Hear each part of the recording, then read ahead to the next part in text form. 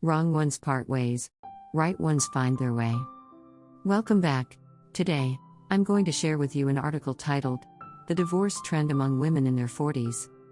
The truth makes women feel bitter. Men reflect on themselves. Now, let's listen together. A few days ago, I met my girlfriend. She shared about a close friend's story. A group of 6 peoples. Last week's gathering had a very peculiar theme, celebrating the divorces of all 6 peoples. I asked her why more and more women in their 40s or later are taking the initiative to divorce. She fell silent for a moment and said, "It's because this generation of women is always pursuing growth. From a young age to now, their growth speed has far exceeded that of men of the same age." What about women from the 80s? There's an 80s magazine editor I admire. Every time we meet, she has just started a new job. From traditional magazines to new media, from focusing on the business world to focusing on education, she is also striving to balance work, family, and children while trying different lifestyles and self-identifications, like a spinning top, exploring rapidly towards the next ideal balance point. A few days ago, she posted a text on social media that made me sigh about women in their 40s. Not working overtime every day means falling behind the pace of high-paying companies. After working overtime for a few days, your son's homework and grades will give you a hard time. If you choose to invest in family and children, you will face aging with no achievements, being despised by your husband or even your children. If you choose to fully dedicate yourself to work, you will face alienation from your children and complaints from your husband. Now, let's take a look at the young women of the 90s. This emerging group, always labeled as rebellious, has come to the age when they are pressured by various marriage and childbirth expectations. Last month, in a training class, a talented girl from the 90s, upon learning that I also study women and emotions, asked me during the break, "Do you think women must have a man?" Looking into her clear and transparent eyes, with a distinct mix of love and hatred, so radiant, my heartstrings were plucked by the hands of time called memories. It turns out that the era has truly changed. Once upon a time, when I was in my teens, a beautiful woman must have often had thoughts of love. But what they asked mostly revolved around why love couldn't last a lifetime, why emotions couldn't always be as beautiful as the first love. The girl from the 90s continued, "Nowadays, most guys make girls feel no sense of responsibility, strength, or security. Isn't marriage for these things?" I was speechless for a while. The sharp questioning from the girl from the 90s constantly reminded me of a prediction in the scientific community: if women can one day extract sex chromosomes, create fertilized eggs, and become pregnant on their own, then men will no longer be needed. So, the male species might disappear in several tens of thousands of years, because making fertilized eggs artificially will no longer be a problem. They have grown up, experiencing ups and downs.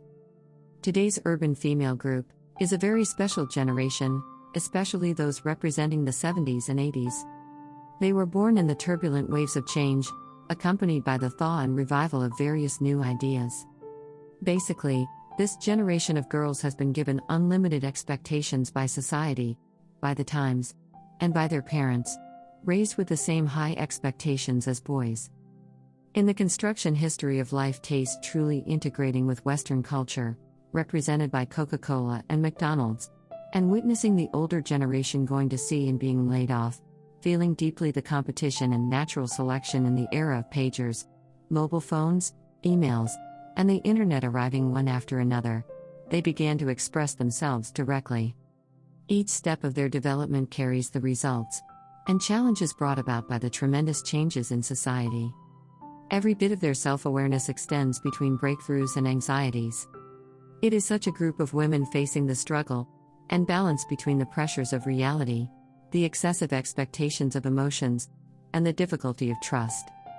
They forcefully push themselves into independence.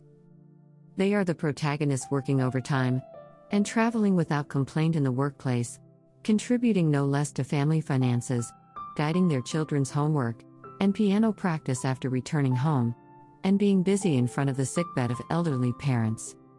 Perhaps, these one-person shows are not the most distressing for them. These visible and tangible efforts are the innate qualities inherited from their hardworking and frugal parents. A female friend once told me, "It's like you sitting at the bow of a boat, frantically paddling in the rain and sun, while the person behind is in the glass cabin, enjoying the scenery without seeing that you're always the one getting wet in the rain, rowing the boat alone. When you roar in anger, he will just turn around inexplicably, waiting for you to calm down before continuing to row the boat alone." Perhaps, the kind of grievance and frustration of long-term solitary progress in emotions and marriage, unable to obtain the understanding and comfort that sacrifices and contributions deserve, is the reason why most women today are either hopeless or giving up on marriage and emotions. Behind the unmet demands of these women, who are capable of supporting themselves and dealing with modern life, what are the expectations of women from men? At the end of the 19th century, the term romantic love first appeared in Europe, and from then on, women, regardless of whether they were from noble or poor families, dared to see their sexual needs as normal for the first time. From that moment on, in countless awakenings of women, we seem to have come to another crossroads, where dilemmas and hidden currents coexist. I don't think it's necessary to rush into discussing marriage reform and gender equality, these colossal and untouchable topics. What we need to do is to start from within, to deeply feel the unnamed pain we share, and to sincerely feel that we are not isolated and helpless. Then continue to emit some voices exclusive to women, letting these voices gradually condense from drops of water into a storm-like force. Today's sharing ends here. Feel free to leave a comment and tell me your feelings. Don't forget to like and share with your friends. Till now, and looking forward to meeting you again.